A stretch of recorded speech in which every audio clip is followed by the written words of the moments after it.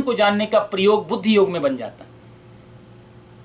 अर्जुन से भगवान कहते हैं कि तूने बाहर सब कुछ जाना है, धनुष बाण कैसे चढ़ाने हैं, युद्ध की क्या नीति है, सब तेरे को तूने जितने तर्क किए सब बाहर के किए। गुरुजी को कैसे मारूं, कथम भीष्महम संख्ये द्रोणम चा मधुसूदना, हे मधुसूदन मैं द्रोण को कैसे बाण चलाऊं, जिन्होंने बाण चलाना सीखा, ये सीखना तेरा बाहर का था।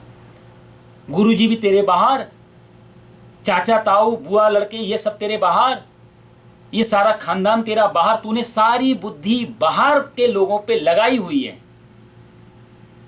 तो तेरा इंटेलेक्चुअलिज्म तो बढ़ा हुआ है, इंटेलेक्ट लेवल तेरा हाई है बाहर के अर्थ में। पर बुद्धि होगा धनंजया, उसी दरवाजे को तू भीतर की तरफ ले जा, क्योंकि बुद्धौ शरणम अनविच्छ। जब तू बुद्धि का शरण लेगा, उस बुद्धि योग की शरण। एक्चुअली में क्या होता है, हम लोगों के पास जो बुद्धि है, मैं पढ़ता था पहले और हमारे गुरुजी आदि जो उनको मनोविज्ञान आदि पढ़ाते थे, अब तो आप लोगों ने भी पढ़ा होगा, हमारे शास्त्रों में भी है कि हमारे पास जो बुद्धि है, जो खोपड़ी है, पूरे जीवन भर हम उसका कितना उपयोग कर पाते हैं, पूरी बुद्धि का। हमारे यहाँ कहते थे कि पूरे जीवन में एक आदमी अपनी बुद्धि का 15 से 20% ही यूज करता है, जो ज़्यादा करेगा तो। आइंस्टाइन लेवल का, कोपरनिकस, गैलीलियो, ये जो बड़े बड़े लोग हुए, जिनके बड़े बड़े अनुसंधान, जो बहुत ज़्यादा सोच विचार में गए, ये लोग भी 12, 15, 20% ज़्यादा से ज़्यादा उतना ही प्रयोग कर पाते हैं, बाकी बुद्धि खाली पड़ी रहती है। और जब ये लोग हाई लेवल के साइंटिस्ट, आइंस्टाइन जैसे लोग यदि इतना प्रयोग करते, तो हम लोग उसी बुद्धि का कितना प्रयोग करते होंगे?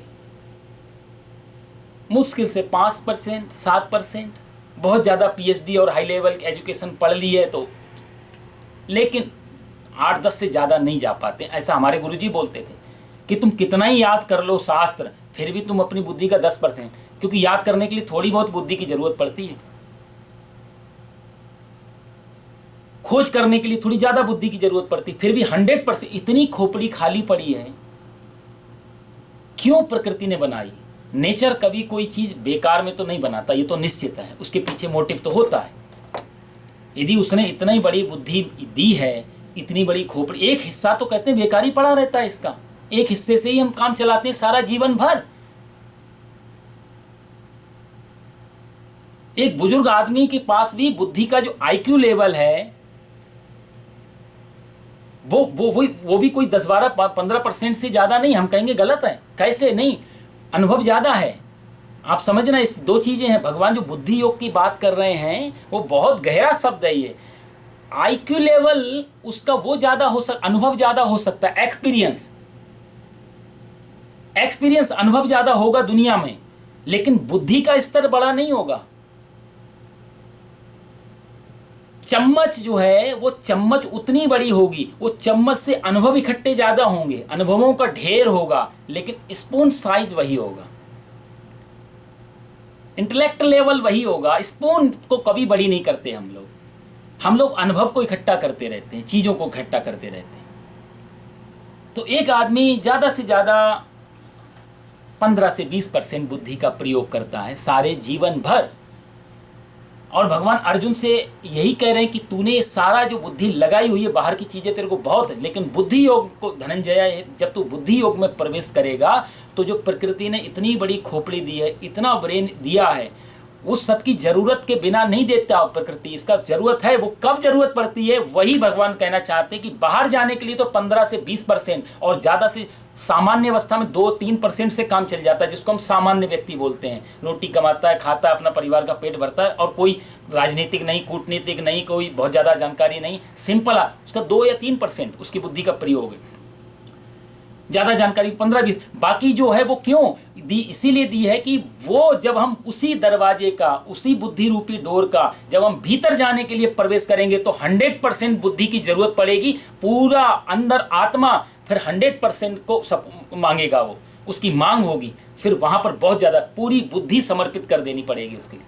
वो वहाँ इसलिए खोपड़ी खाली दी। बाहर के साइंटिस्ट, वैज्ञानिक शायद इस चीज़ को नहीं समझ पाए, इस श्लोक को। इसका कारण यही है क्योंकि सारी वैज्ञानिक जो जो खोज है वो सब बाहर की है। यहाँ भगवान दूसरी घटना बता रहे हैं कि जब तुम बाहर से अंदर की तरफ जाते हो तो आपको बुद्धि योगा धनंजय, बुद्धि योग की जरूरत पड़ती है। बुद्धि शरणम अनुविच्छ, तो बुद्धि की शरण में जा, बुद्धिमानों की शरण में जा, ऐसा नहीं कह रहे हैं। बुद्धिमान तो सामने गुरुजी खड़े हैं, भीष्म पितामह खड़े हैं, सबसे बुजुर्ग आदमी भीष्म पितामह, उनको सारा मालूम है दुनियादारी की, बहुत अनुभव है। भगवान ने नहीं कहा तो भीष्म पितामह की खोज वही है। अनुभव के आधार पे अनुभव जो है उसका ढेर लगा हुआ है बुजुर्गों के पास, चम्मच उतनी है, चम्मच का साइज, बुद्धि का साइज, आईक्यू लेवल वही है, लेकिन पीछे अनुभव का ढेर है। भगवान कहते तू अपनी बुद्धि की शरण में जा, क्योंकि बिना बुद्धि के शरण में गए तेरे को ये जो पूछ रहा है वो तेरे को उत्तर नहीं मिलेगा बिना शरण में गए। बुद्धिम शरणम अनवीक्ष कृपणा फल हेतवः, इसलिए जो आदमी बुद्धि की शरण में नहीं जाते हैं वो बहुत ही कृपण हैं, और जो फल की अपेक्षा करते हैं कर्म योग से पहले वो भी बहुत कृपण हैं। बहुत अच्छा श्लोक है ये, लेकिन थोड़ा समय की मर्यादा को देखते हुए हम आगे बढ़ेंगे। मैं चाहूँगा कि 20-20 मिनट 25-25 मिनट ही हम एक श्लोक को दें। कुछ कुछ शब्द ऐसे भगवान बोल देते हैं जिनका भाव बहुत ही गहरा होता है, जिनके भाव को ढूंढने के लिए हमें दूसरे शास्त्रों का और दूसरे जगह से सहारा लेना पड़ता है, क्योंकि वो बिना वहाँ आधार लिए फिर थोड़ा समझाना भी मुश्किल होता है, समझना भी मुश्किल होता है। क्योंकि हम लोग जो परिचित शब्द से हैं वो बुद्धिमानी शब्द से परिचित हैं कि हमारा लड़का बहुत बुद्धिमान है। महात्मा बुद्ध, महात्मा वो बुद्ध जो शब्द है, आप देखो ना वो शब्द इसीलिए या तो बुद्ध होता है कोई या बुद्धू होता है जीवन भर। ये जो बुद्धू शब्द हमें मिला दुनिया को, वो बुद्धू शब्द बुद्ध से ही निकल के आया होगा शायद। या तो आप बुद्ध बनो या बुद्धू बनो, हम लोग जीवन भर बुद्धू ही रहते हैं, चाहे कितने बुद्धिमान हों। भगवान ने जो यहाँ का बुद्धि होगा धनंजय, जो बुद्धिम शरणम अनविच्छ, बुद्धि की शरण में नहीं जाता वो बुद्धू हो जाता है, और बुद्धम शरणम अनविच्छ, जो बुद्धि की शरण में चला जाता है वो बुद्ध बन जाता है। तो महात्मा बुद्ध जो है वो वही बुद्ध, महात्मा बुद्ध को 100% बुद्धि की जरूरत पड़ी होगी। यदि उनका आईक्यू लेवल किसी तरीके से जान पहचान में आए तो पता लग जाएगा उनकी बुद्धि का सारा उपयोग हुआ है उस जीवन में, भीतर जाने के लिए पूरी ऊर्जा का उन्होंने उपयोग किया होगा। तो कहने का भाव ये था कि या तो बुद्धू और या फिर बुद्ध, ये दो ही गतियां हमारी हो सकती हैं। बाकी जीवन में हम जो कुछ भी जानते हैं वो सब एक दिन हमको लगता है कि हमको, जैसे हम बोलते हैं ना, आपने हमें बुद्धू बना दिया, आपने हमें मूर्ख, हम अपने आप को ही मूर्ख बनाते हैं। जब एक समय ऐसा आता है हमें लगता है कि हमने खुद अपने आप को मूर्ख बना दिया, हमने अपने आप को बुद्धू बना लिया, हाथ तो कुछ लगा नहीं। जीवन दे दिया, सांसें दे दी, यौवन दे दिया, जवानी बुढ़ापा दे दिया, पूरा जीवन जिसको दे दिया वो भी हाथ लगा नहीं। तो बताओ बुद्ध नहीं है, बुद्ध हैं कि बुद्धू हैं? जिसको पाने के लिए वो सब दे दिया जो हमारे लिए अमूल्य था, हीरे को दे दिया पत्थर के लिए, तो फिर वो अंतिम में खुद ही आत्मा, हमारा मन, अंतःकरण हमको बता देता है कि हम जीवन भर बुद्ध रहे या बुद्धू रहे। भगवान अर्जुन से इसलिए कहते हैं कि तू जीवन रहते रहते संभल जा, बुद्धिम शरणम अनवीक्ष, बुद्धि की शरण में चला जा, तेरे को वहीं पता लगेगा कि तेरे जो प्रश्न हैं वो सही है या गलत है। कृपण मत बन, छोटी चीज़ों के लिए बड़ी चीज़ों को मत खो, कंजूस मत बन। ये जो चीज़ें तेरे से छूटी जाने वाली हैं इनको तू छोड़ ही दे, तू कर्म में प्रवृत्त हो। और अर्जुन के प्रश्न थे कि मैं जीतूंगा या हारूंगा, उसका भी भगवान ने इसी श्लोक में और इससे पहले वाले श्लोक में उत्तर दिया है कि कर्मण्येवाधिकारस्ते माफ, तो फल की चिंता, जो होगा सो होगा। तो युद्ध भूमि में लाया गया है, युद्ध तेरे सामने प्रस्तुत हुआ है, युद्ध तूने कराया नहीं है, युद्ध तेरे सामने चुनौती बन के आया है, और तू क्षत्रिय कुल में पैदा हुआ है, ये तेरा कर्तव्य बन जाता है कि अब तू युद्ध कर। ये सोचना दुर्योधन का काम है, ये सोचना धृतराष्ट्र का काम है, फल क्या आएगा, क्योंकि युद्ध की भूमिका उन्होंने तैयार की है। तू तो निमित्त बन जा बस युद्ध का। यदि तेरे सामने आ गया, तू क्षत्रिय नहीं होता मैं तेरे को भगा देता। ये बात विदुर कहते काश महाभारत में आके, तो भगवान का उत्तर कुछ और होता विदुर के लिए। ये पितामह भीष्म कहते तो भगवान कृष्ण का उत्तर कुछ और होता। धर्मराज युधिष्ठिर कहते तो उत्तर कुछ और होता, क्योंकि धर्मराज की बुद्धि कुछ दूसरे ढंग से सुनना चाहती है, धृतराष्ट्र कुछ और सुनना चाहते हैं। दुर्योधन कहता है जानामि धर्मम नाचा में प्रवृत्ति, जानामि अधर्मम नाचा में निवृत्ति। धर्म को मैं जानता हूँ लेकिन मन नहीं लगता, और अधर्म को मैं जानता हूँ लेकिन छूटता नहीं। कृष्ण से कह रहा है सीधे सीधे, मेरे को मालूम है धर्म क्या है, मेरे को मालूम है धर्म क्या है, लेकिन छूटता नहीं मेरे से। अब बताओ, जो आदमी खुद ही कह दे मेरे को मालूम है, उसको क्या समझाएंगे? उसके लिए कोई गीता पाठ नहीं होगा। फिर अर्जुन के लिए पाठ हो रहा है, क्योंकि अर्जुन के प्रश्न अलग जा रहे हैं। अर्जुन नहीं कह रहा मैं जानता हूं, अर्जुन कहता है ऐसा ऐसा हो सकता है। वहां समझाया जाएगा। जहां आप श्योर होकर के बात करेंगे, वहां समझाने की प्रक्रिया बंद हो जाती है। पूछने वाले में यही एक प्रक्रिया होती है, प्रश्न करने की यही एक गोपनीयता है कि प्रश्न के पीछे भाव कैसा है। आप जानते हुए पूछ रहे हैं या अनजान होकर पूछ रहे हैं। दुर्योधन यदि पूछता, भगवान कहते हैं तू युद्ध कर। महात्मा बुद्ध के पास एक आदमी आया, तो कहानी सुनी मैंने, तो उसमें कहते हैं कि एक आदमी ने पूछा भगवान बुद्ध से कि भगवान है, परमात्मा है, मैंने सुना है पूजा पाठ करते हैं, तो ईश्वर है ना, तो आप से थोड़ा सा और जानकारी लेनी थी इस बारे में। भगवान बुद्ध ने कहा, महात्मा बुद्ध ने कहा ईश्वर नाम की कोई चीज़ नहीं है। किसने कहा ईश्वर है? कोई ईश्वर नहीं है। वो आदमी घबराया बेचारा, उसने तो सोच के आया था कि मैं इतना बड़ा आस्तिक जीवन भर पाठ पूजा करता रहा, महात्मा बुद्ध भी मेरी बात का समर्थन करेंगे, मेरे को बल मिलेगा। वो आदमी भागा वहाँ से कि ये इनके पास रहूँगा तो थोड़ा खतरा हो जाएगा, मेरी तो श्रद्धा आस्था सब हिल गई। हम लोगों की भी आस्था ऐसी होती, छोटी छोटी, कई बार जरा सा कोई माइनस पॉइंट कल्पनाओं से भी खोज के रख दे हमारी परमात्मा के आगे, जिसकी हम पूजा में हाथ जोड़ के समाधि मार के चीज़ें लेके बैठे, और जरा सा कोई कुछ तुरंत पता लगाना अपने अंदर कितनी श्रद्धा अडिग है, हिलने लगती है, भूकंप आने लगता है। और जरा सा कोई दूसरे के बारे में उसमें अच्छी बात कर दे कि ये नहीं वो वाले भगवान बहुत जल्दी फल देते हैं, कहाँ जल लेके जा रहे हैं। एक आदमी सिर पे थाल लिए, एक सेठ जी क्या हुआ कि मेला देखने गए पत्नी के साथ में। मेला देखने गए तो पत्नी मेले में बेचारी का हाथ पकड़ के चल रहे थे, तो मेले की भीड़ इतनी, कोई धक्का लगा तो पत्नी का हाथ छूट गया। अब पत्नी का हाथ छूट गया तो सेठानी बिछुड़ गई, दिखाई ज़्यादा देता नहीं था, अंधेरा हो रहा था। सेठ जी इधर उधर ढूंढे, हमारी सेठानी कहाँ चली गई, सेठानी कहाँ चली गई।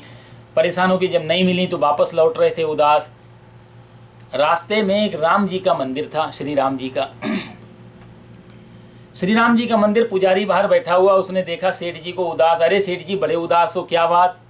सेठ जी ने बोला, अरे पंडित जी क्या बताऊं, मेला देखने गए थे, मन हुआ, मेले में इतनी भीड़ थी, धक्का मुक्का लगा, तो वहाँ पर वो थारी माता जी खो गई। वहाँ पे मारवाड़ी सेठ जी, थारी माता जी खो गई, कुछ बताओ उपाय पंडित जी। सॉरी।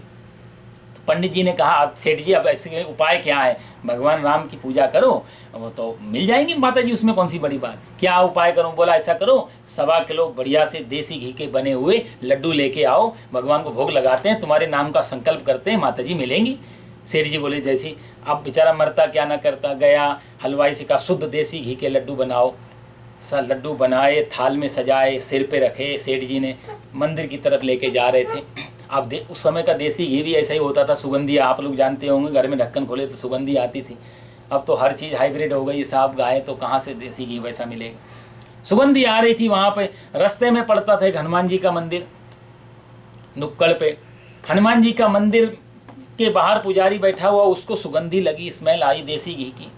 अरे किधर से आ रही, देखा तो सेठ जी सिर पे थाल लिए हुए जा रहे हैं। सेठ जी क्या हो गया, कहाँ जा रहे हैं लड्डू लिए? अरे क्या बताऊं पंडित जी, थारी माता जी खो गई, मेला देखने गए थे, तो राम जी के मंदिर वाले पुजारी ने कहा लड्डू ला के चढ़ाओ, माता जी मिल जाएंगे, तो वही लड्डू लेके जा रहा हूँ।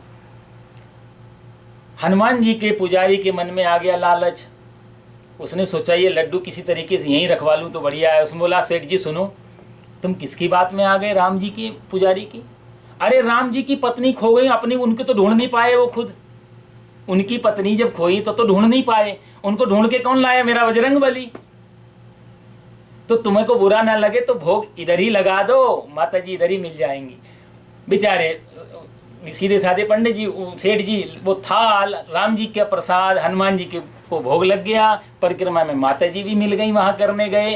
कामना पूरी हो गई। कहने का मतलब मेरा यह है कि हमारी आस्था भी कई बार इतनी हल्की होती है, हम उसमें भी दृढ़ निश्चय नहीं होते हैं कि जिसकी शरण में हम बैठे हैं, जहाँ हम पूजा कर रहे हैं, सही में वो है सर्वशक्तिमान।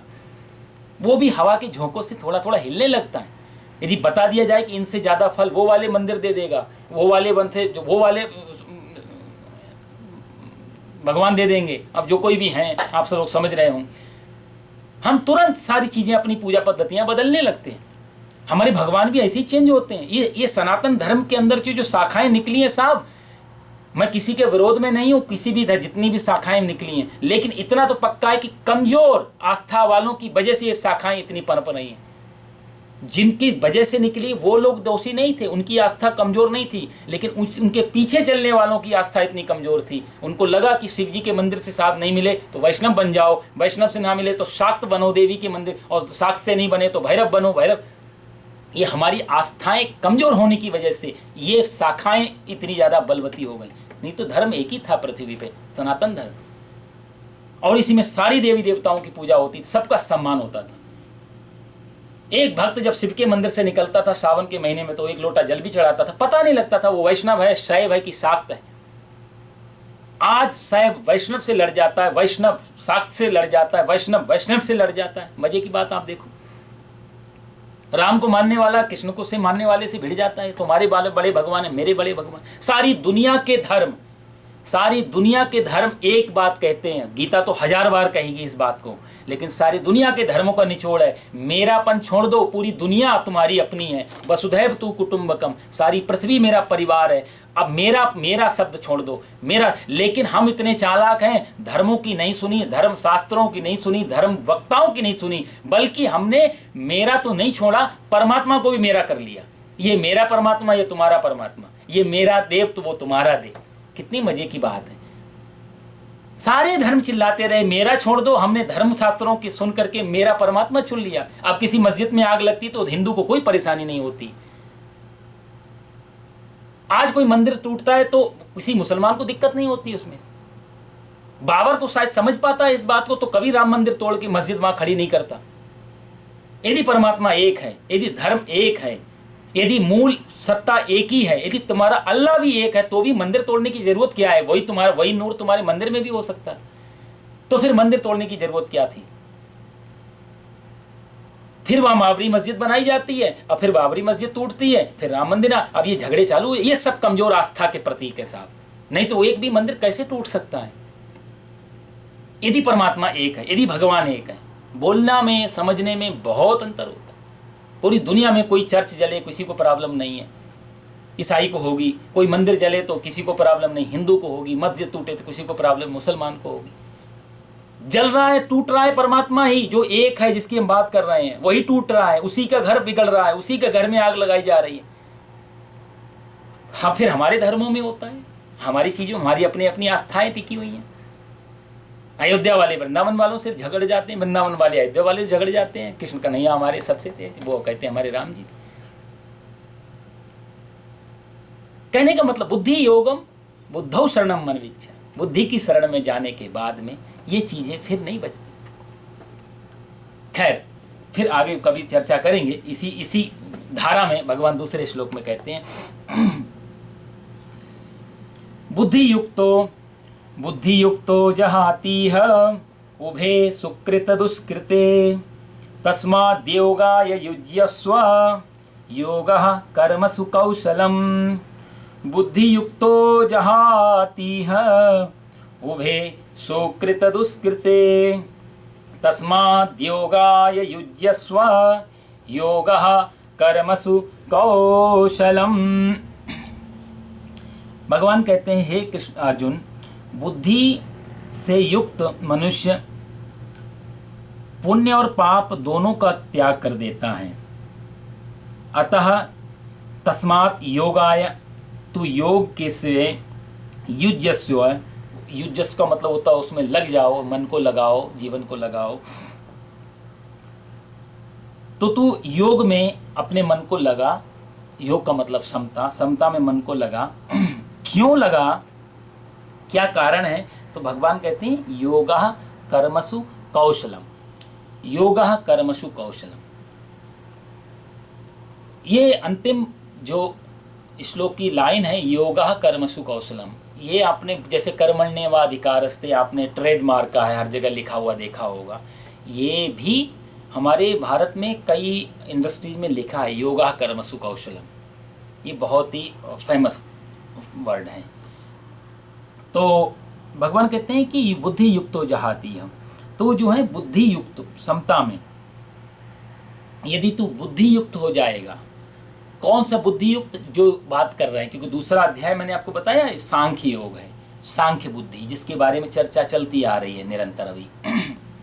तो सांख्य बुद्धि में जब तू मन को लगाएगा तो पाप और पुण्य दोनों से तू ऊपर उठ जाएगा, दोनों चीजें छूट जाएंगी, ना तेरे को पाप लगेगा ना तेरे को पुण्य लगेगा। कितनी बड़ी बात है। और भगवान अंतिम में कह देते हैं कि यही जो मैं तेरे को बता रहा हूं फॉर्मूला, यही कर्म का कौशल है, यही कर्म योग है, यही चालाकी है, यही चतुराई है करने की, यही बुद्धिमानी है असली देखा जाए तो, कि तू सांख्य बुद्धि में मन को लगा दे। मैंने आपसे पहले भी कहा, समता की बात हमारे पास चली रही है काफ़ी समय से, समता बुद्धि, उसी को भगवान सांख्य बुद्धि बोलो, चाहे समता बोलो, चाहे बुद्धि युक्त बोलो, चाहे बुद्धि योग बोलो, आप थोड़ा समझते रहना, ये जो सारे शब्द हैं ये एक ही पर्यायवाची हैं, एक ही चीज़ की। सांख्य बुद्धि भी वही अर्थ रखती है, बुद्धि युक्ता वही अर्थ रखता है, बुद्धि योग भी वही अर्थ रखता है। भगवान अलग अलग नामों से पुकारते हैं इसको कि अरे अर्जुन, जो इस रूप से तू देखेगा बुद्धि युक्त होकर के, या बुद्धि योग से जब तू इस चीज़ को पकड़ेगा, तो तेरे पे ना तो कोई पाप लगेगा ना कोई पुण्य लगेगा। क्यों नहीं लगेगा? क्योंकि योगा कर्मसु कौशलम, यही कर्म की कुशलता है, यही कर्म करने की चतुराई है कि तुम रहो तो संसार में, कर्म तो करो लेकिन सांख्य बुद्धि के साथ में। जैसे मैंने आपको उदाहरण दिया कि कमल रहता तो पानी में है, जल पानी में रहता है, लेकिन जल की बूंद उस कमल को गीला नहीं कर पाती। कमल को कितना ही पानी में डुबो दो लेकिन सूखा ही सूखा दिखाई देगा। पानी में रहकर भी पानी से अलग है, वो भिन्न, जीवन पूरा पानी में जाता है उसके, पानी ने अलग कर दो तो पौधा मर जाएगा, लेकिन पानी को अपने अंदर नहीं आने देता। संसार में इस हिसाब से रहे कि संसार में तो हम रहें पर संसार को अपने में ना रहने दें। अभी हमारी बुद्धि में संसार बसा हुआ है। एक उदाहरण मैं आपको और दूं, शायद इससे बात थोड़ी और सरल हो जाए, समझने में आपको आनंद मिले। हमारे पास दो चीजें होती हैं मूल रूप से, हम दो चीजों से काम लेते हैं जीवन के व्यवहार में। एक तो हमारे पास दिमाग है और दूसरा हमारे पास दिल है, इमोशंस हैं, भावना